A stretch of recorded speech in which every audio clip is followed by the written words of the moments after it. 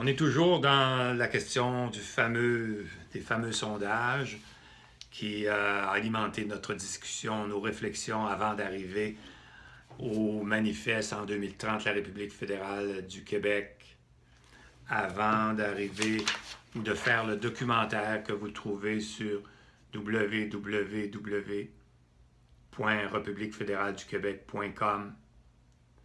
Documentaire, 12 capsules qui expliquent le plan d'affaires du début jusqu'à la fin.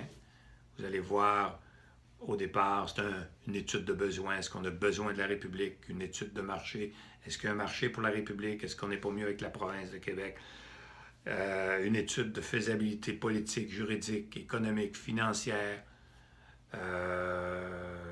Une étude d'opportunité, une étude d'impact, une maquette, un plan d'action en plusieurs étapes. Donc tout ça, c'est dans le manifeste que vous allez, évidemment, que vous avez lu ou que vous pourriez lire. Mais c'est pas grave, si vous allez dans le documentaire, donc ici, vous allez pouvoir avoir le résumé du projet Liberté Nation. Le dernier tableau que je veux vous montrer, celui-là vient d'un autre sondage qui est paru dans le Journal de Québec, un sondage Léger Marketing, qui est paru dans le Journal de Québec au mois de le 25 mars 2002. Québécois ou Canadiens? Est-ce que vous êtes Québécois ou Canadien? Vous identifiez-vous d'abord au Québec ou au Canada? Dans ce sondage, comment s'identifient les Québécois? Les Québécois, en 2002, et ça n'a pas changé aujourd'hui, 41% d'entre eux s'identifient d'abord au Québec.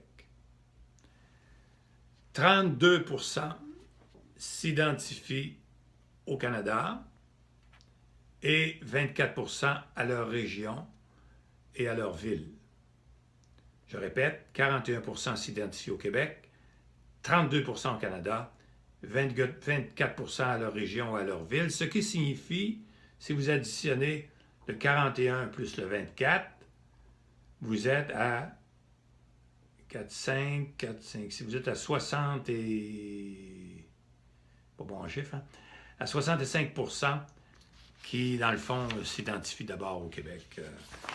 65% contre 32. Donc, ça revient un petit peu au tableau qu'on avait vu antérieurement où on avait 37% de fédéralistes convaincus, 37% de souverainistes convaincus et 24% de disponibles. On est dans les zones de 61 à 64 ou 65% où on peut travailler, nous, en tout cas, du projet Liberté Nation, on pouvait travailler et espérer avoir 60% de gens qui vont vouloir accepter que le Québec, qu'on puisse parachever le pays québécois. Alors, mes chers amis, c'est quand même important, ce tableau où on voit en dessous que les gens s'identifient à leur région, à leur ville à 24%. Et c'est là que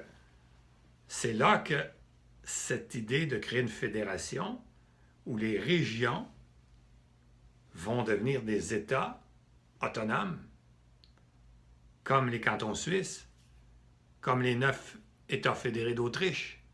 Vienne est une ville-État avec 1 million de population. Comme les Länders, les 17 Länders en Allemagne, et comme aussi les États américains, comme les provinces canadiennes. Vous savez que l'île du Prince-Édouard n'a que 142 000 habitants environ, et ils ont un gouvernement, un parlement, et puis, etc. Donc, les régions vont avoir le même statut. Mais là, on s'aperçoit que c'est important parce que les régions, nous sommes d'abord des régionalistes. Même si on s'identifie au Québec, mais on s'identifie une fois québécois dans nos régions. On s'identifie à nos régions. Alors, vous voyez la force là, du projet Liberté Nation. Vous allez mieux comprendre dans le futur pourquoi, où étaient nos assises pour arriver à, en 2030, la République fédérale du Québec. Est-ce que vous avez de l'espoir actuellement avec les partis politiques? Non, mais il y a de l'espoir avec un projet qui est mon testament politique, www.republiquefédéraleduquebec.com. C'est le documentaire, vous allez voir ce testament. Vous pouvez en faire ce que vous voulez, vous pouvez ne pas l'accepter, cet héritage, vous pouvez l'accepter aussi. Mais là, vraiment, il y a de l'espoir pour notre Québec.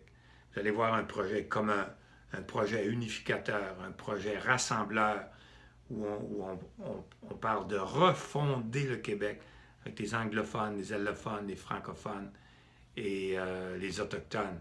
C'est quelque chose d'unique, d'unique, et d'exceptionnel, de révolutionnaire. Et la façon d'y arriver, elle est complètement unique. C'est là que vous allez aimer travailler, parce que vous ne travaillerez pas dans du vieux, vous allez travailler dans du neuf, complètement neuf. Et c'est vos efforts créatifs qui amèneront à compléter l'ossature de ce projet.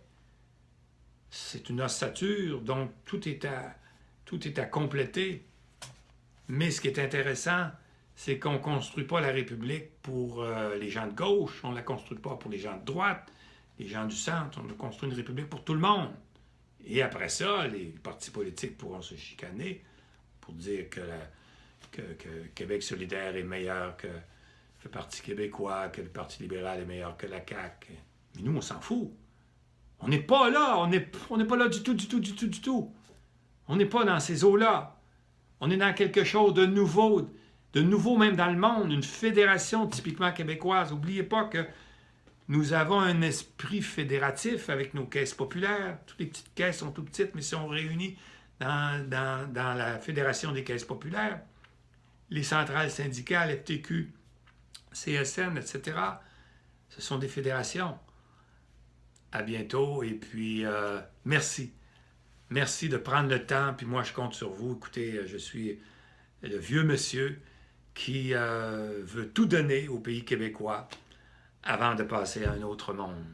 Puis je sais que si on se met tous ensemble, puis on oublie les chicanes passées, puis on travaille avec du neuf, je pense qu'on va réussir. À bientôt.